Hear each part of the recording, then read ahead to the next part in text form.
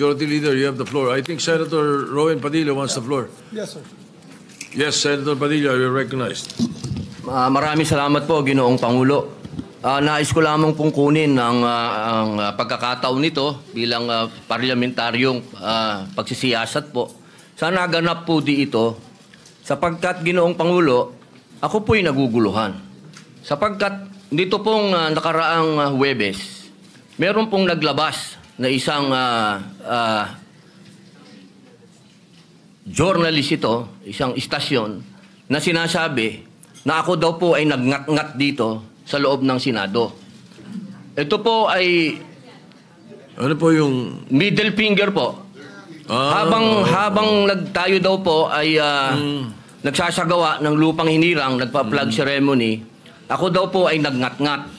At ito po ay naging malaking issue. Ako po ay nagtataka, Ginoong Tagapangulo, sapagkat noong pong dati na binigyan ako ng issue na isang chismis, naglabas po kaagad ang ating Sergeant of Arms ng report at binigay niya po kaagad sa media. Ito po, wala pong kahit na sino ang nagpapaliwanag na hindi ko po ginawa.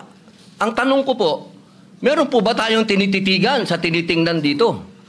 Kasi napakabigat po ng akusasyon na ito sa harapan po ng ating bandila. Ako po yung magngangat-ngat. At gusto ko pong ipaalam sa ating mga kasama, kung politika lang, handa po ako mag-resign. Pero pagka-religion ko po ang pinag-usapan, kahit sino sa inyo, kung ano gusto nyo, wala pong problema. Pero wag pong religion ko. Hinihingi ko po, wag pong religion ko, mahal na tagapangulo. Dahil ito po yung malaking kabastusan sa amin. Ito po, ang sinisip na ko po, ito po yung nag-iisang Diyos. Dito po nakasalalay ang aming pananampalataya. Handa po kaming magpakamatay para dito. Sana po wag pong gamitin ito para siraan ako. Dahil sinasabi ko po, mahal na tagapangulo, kung gusto niyo ako mag-resign, ngayon na, kung gusto ninyo. Wag niyo akong siraan. Yun lamang po. Maraming salamat po. Tama po kayo. Pero ngunit ang inyo pong lingkod bilang Pangulo, nung nakita ko po yan, ang sinabi ko sa kanila, tingnan muna nila yung mga litrato sapagkat nagpakita ng ibang litrato na kayo ay ang pintuturo ang nakataas at may eksplanasyon na ito ay isang religious practice kapag kayo ay nagsasampalataya sa bandila. Baka lang hindi nakarating sa inyo yung explanation na sinabi ko. Kaya ipagpatawad nyo na kung ang Sergeant at Arms, so ang mga journalist natin ay hindi nila napansin yan. Ngunit ako mismo, nung tinanong nila, sinabi ko na tingnan nila. Merong mga pinakitang litrato ninyo sa kabilang side na malinaw na hintuturo ang inyong pinapakita. Kaya patawarin nyo na silang ng mga nagkamali at medyo natanga ang pananaw. Opo, mainam po sana maglabas din po ng formal na investigasyon at formal na pahayag ang Senado patungkol po dito.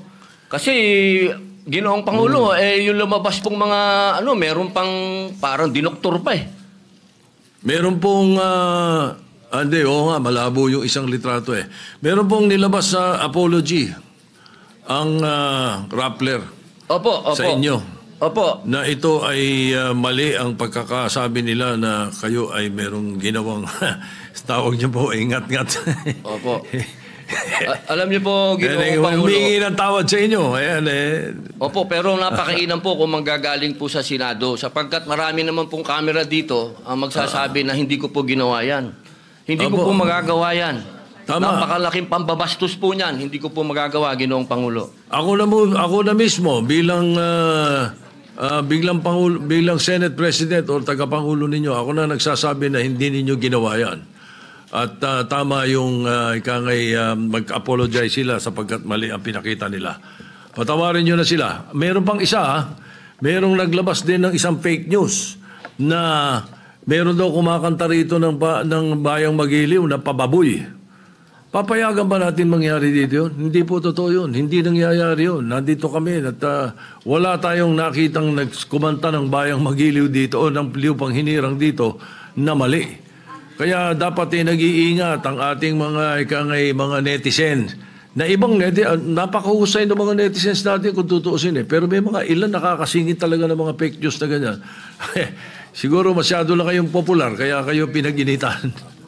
Maraming salamat po, Ginoong Pangulo. Wala po nga naman.